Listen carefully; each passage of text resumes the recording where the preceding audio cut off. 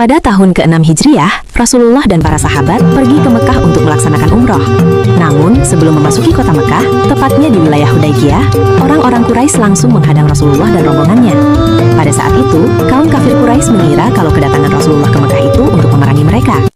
Namun, setelah mengetahui bahwa kedatangan Rasulullah bukanlah untuk berperang, maka orang kafir Quraisy pun langsung membuat suatu kesepakatan dengan Rasulullah. Yang kemudian, kesepakatan ini dikenal dengan Kesepakatan Hudaybiyah. Isi dari perjanjian tersebut adalah, kaum muslimin yang mau melaksanakan umroh pada tahun ini harus pulang dulu ke Madinah dan baru boleh melaksanakan umroh di tahun depannya, yaitu pada tahun ke-7 Hijriah. Selain itu, perjanjian tersebut juga berisi larangan perang bagi kaum muslimin dan juga kaum musyrikin selama 10 tahun ke depan. Dan akhirnya pada tahun ke-7 Hijriah, sesuai dengan isi perjanjian di Hudaybiyah, Rasulullah dan para sahabat pun pergi ke Mekah untuk melaksanakan umroh.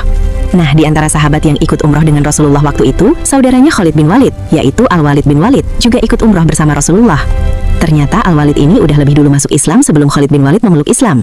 Saat Al-Walid sedang melaksanakan umroh, Rasulullah pun mendekatinya lalu bertanya, "Di mana saudaramu Khalid ya Al-Walid?"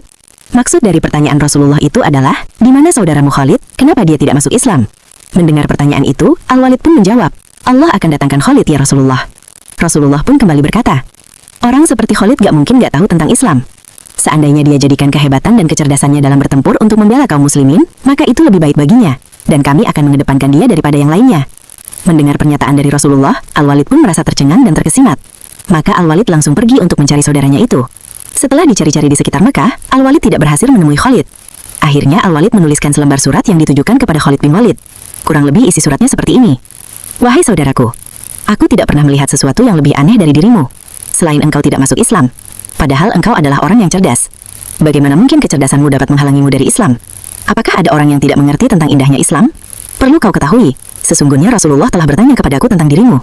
Dan di dalam surat itu, Al-Walid juga menceritakan isi percakapan beliau dengan Rasulullah. Nah, saat Khalid menerima surat itu dan membacanya, seketika hatinya langsung tersentuh.